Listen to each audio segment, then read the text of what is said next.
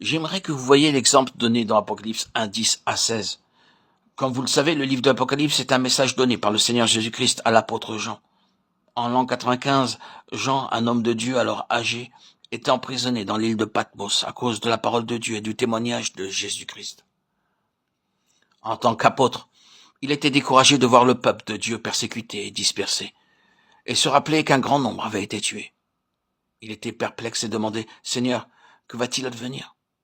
Si tant de tes apôtres élus sont en prison, que va devenir ton Église ?»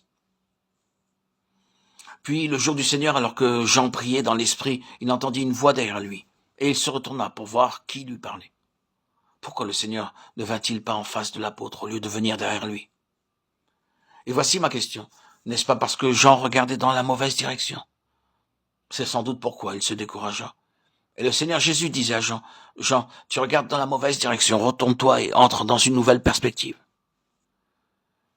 Les premières choses que vit Jean furent les 7 chandeliers d'or. Vous pouviez penser qu'il verrait d'abord le Seigneur Jésus, mais non. Il nous est dit dans les versets 12 et 13 qu'il vit d'abord 7 chandeliers. C'était comme si le Seigneur disait, « Jean, si tu veux me voir, marcher et travailler, tu le pourras seulement dans mon Église. Tu ne me verras pas par des signes ou des miracles, mais tu me verras dans mon Église. » Le Seigneur ne bâtit pas des dénominations, il ne bâtit pas des sociétés, il ne bâtit pas un groupe ou une communauté. Il bâtit son Église. Les croyants doivent être avertis encore et encore des pratiques, des rites, des coutumes et des traditions dénominationnelles. Ils amènent la cécité, ils ne nous disent pas que le plan de Dieu est de nous sauver, de faire de nous une famille et une Église. Le Seigneur veut que nous soyons une Église et non pas quelques croyants dispersés. Le jour du Seigneur, nous nous assemblons autour de la table du Seigneur et notre attention est fixée sur le Seigneur. Nous l'adorons, nous l'exaltons. Et cependant, parmi les dénominations, cette même table est la cause de contestation, de querelles et de luttes. Avant de pouvoir être sur le terrain de l'Église, nous devons savoir nous-mêmes ce qu'est l'Église. Il y a très peu de chrétiens en Angleterre et en Amérique qui prient pour leurs missionnaires. Quelques individus peut-être. Mais l'Église n'a pas de fardeau pour prier pour ceux qui sont envoyés loin d'eux. On donnera quelques sommes d'argent et l'on enverra des colis au moment de Noël.